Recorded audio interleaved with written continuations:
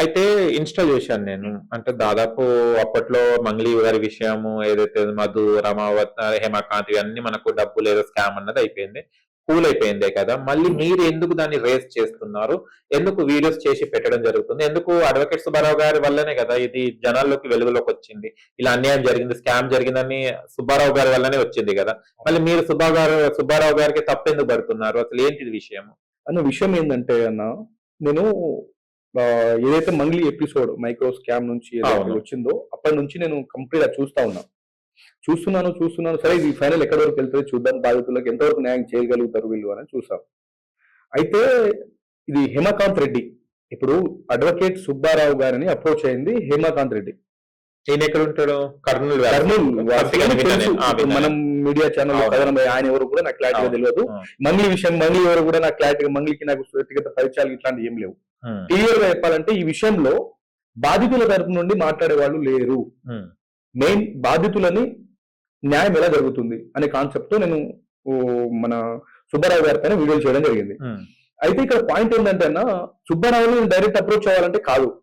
ఇప్పుడు ఆయన public through ఎలా అయితే వెళ్తున్నాడో నేను అదే విధంగా పబ్లిక్ త్రూనే వెళ్ళాలనే ఆలోచనతో ఆయన మైండ్ లో ఏదైతే రన్ చేసుకున్నాడో నేను కూడా అదే సోషల్ మీడియాని తీసుకుని సుబ్బారావు నా దగ్గర రావాలి అనే కాన్సెప్ట్ తోనే నేను దీంట్లో స్టార్ట్ అయిన అనమాట, స్టార్ట్ చేసిన.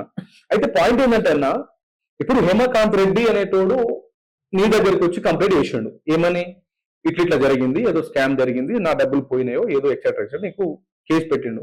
బాధ్యతగా ఒక అడ్వకేట్ ఏం చేయాలి? నీ అడ్వకేట్ దొంగ కావచ్చు, ఎవరైనా కావచ్చు, నీ అడ్వకేట్ బాధ్యత ఏంటంటే నీ దగ్గరకు వచ్చిన క్లయింట్ ఎవరైతే ఉన్నారో ఆయనకు న్యాయం చేయాలి. అంతే. ఆయన న్యాయం అంటే నీ దగ్గర బాధ్యతకు వచ్చిన ఎవరైతే క్లయింట్ ఉన్నాడో ఆయన జైలుకి పోవాల్సిన అవసరం ఏమొచ్చింది? ఆయన జెన్యున్ పర్సనే కదా. కొన్ని వందల మంది గ్రామాలలో డబ్బులు పోగొట్టుకొని నా డబ్బులు ఎప్పుడు వస్తాయని చెప్పేసి చాలా మంది చనిపోయారు కూడా కదా. అలాంటి వాళ్ళు జైలుకి పోలేదు, ఎందుకంటే వాళ్ళు బాధితులు. ఈయన ఏ బాధితుడు అని జైలుకి పోయిండు అంటే, ఏదైతే మధు చేసిన ఈ మైక్రో స్కామ్ లో ఎవరైతే హేమకాంత్ రెడ్డి ఉన్నాడో ప్రధాన పాత్రదారుడు. ఈ మధు డబ్బులు హేమకాంత్ రెడ్డి ప్రధాన పాత్రదారుడు.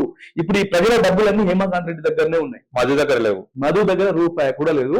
హేమకాంత్ రెడ్డి దగ్గర డబ్బులు ఉన్నాయి.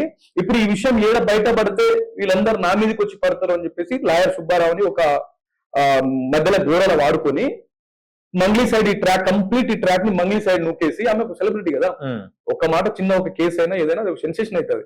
సో ఈ కంప్లీట్ ఎపిసోడ్ ని మంగ్లీ సైడ్ నెట్టేస్తే నేను నా డబ్బులు నేను సేఫ్ సైడ్ లో పడవచ్చిన ప్లాన్ హేమకాంత్ రెడ్డి చేస్తే, ఈ లాయర్ సుబ్బారావు ఒక దాంట్లో అంటే ఒక గోడ లెక్క పనిచేసి దీనంతా సైడ్ ట్రాక్ పెట్టి బాధితుల్ని తప్పుదోవ పట్టించిండు. 100% జరిగింది ఇదే. అలా ఏం తప్పుదోవ పట్టించండి బాధితులను అంటే మంగ్లీ వైపు అటెన్షన్.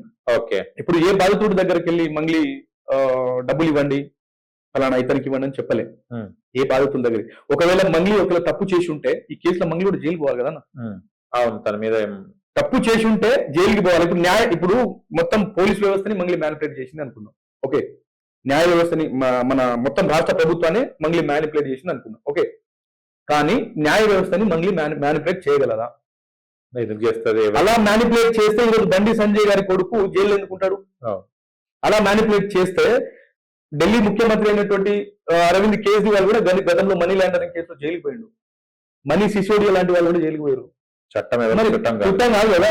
మరి మంగ్లీ తప్పు చేసి ఉంటే జైలుకి పోవాలి కదా. మరి ఎందుకు పోలేదు? అసలు దీంట్లో దొంగ ఎవరో తెలియాలి. నా మెయిన్ టాపిక్ ఏంటంటే ఈ కంప్లీట్ ఎపిసోడ్ లో దొంగ ఎవరైనా నువ్వు బాధితులకు న్యాయం చేసే ముందు పోయినావు కదా, మరి బాధితులకు ఎవరు న్యాయం చేయాలి? వీళ్ళు ఏం చేసారు తెలుసా అన్న? హైదరాబాద్ నుంచి స్పెషల్ బస్సు ఒకటి కట్టించుకున్నారు. ఎక్కడికి? మన దేవరకొండ నియోజకవర్గంలోని వద్దిపట్ల, అంటే పియపల్లి మండలం వద్దిపట్ల పలుగుతాండ ఆ తాండలలో స్పెషల్ బస్సు ఒకటి కట్టించుకున్నారు. ఇక్కడ ఉన్నటువంటి ప్రధానమైనటువంటి ప్రముఖమైనటువంటి యూట్యూబ్ ఛానల్స్, ఎలక్ట్రానిక్ ఛానల్స్ వాళ్ళందరినీ తీసుకుపోయారు. ఎవరు? ఎవరైతే సుబ్బారావు అండ్ మన ఇంకొక ఆయన పేరుంది మన జనసేన పార్టీ నుంచి సంపత్ నాయక్, వీళ్ళందరూ కలిసి బాధితుల దగ్గరికి పోయారన్న. ఒక్కొక్కడైతే అసలు వాళ్ళ ఎక్స్ప్రెషన్స్ నిజంగా. సంపత్ నాయక్ జూనియర్ ఆర్టిస్ట్, సినిమాల్లో పనిచేస్తాడు. ఈ విషయము అక్కడ ఉన్న ప్రజలకు తెలియాలి. మీ ఛానల్ ద్వారా ఈ దేవరకొండ నియోజకవర్గంలోని ఏదైతే పలుగుతాండా ఉందో, ఏదైతే మన వడ్డిపట్ల ఉందో, ఆ చుట్టుపక్కల గ్రామ ప్రజలకు విషయం ఏందో తెలియాలి. సంపత్ నాయక్ అనేటోడు సినిమాలల్లో జూనియర్ ఆర్టిస్ట్, నిజం ఇది. ఒక ఆర్టిస్ట్.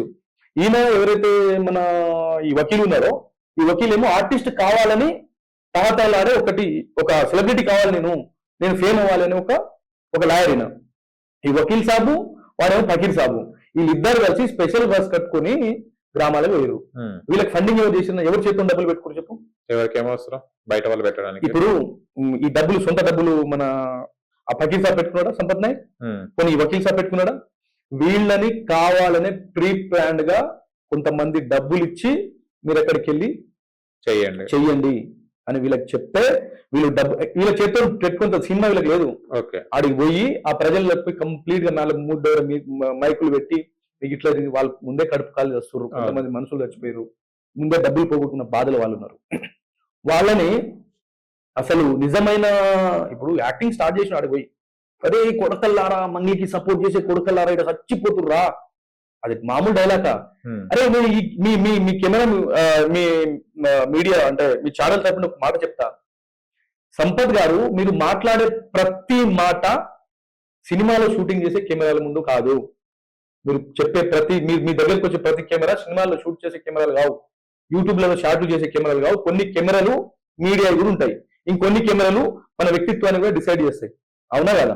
ఆడికి కూడా ఇప్పుడు కెమెరా పెడితే ఒక ఆర్టిస్ట్ అయిపోతాడు ఆయన, నిజంగానే ఏడుస్తున్నట్టు, నిజంగానే ఫ్రస్ట్రేషన్ గా ఫీల్ అవుతున్నట్టు, అరే కొడకల్లారా ఇక్కడ చచ్చిపోతున్నా అని పెద్ద పెద్ద గొప్పలు పోయి పెద్ద పెద్ద మాటలు చెప్పి ఆ ఊర్లందరినీ అల్ల కల్లం చేసినావే.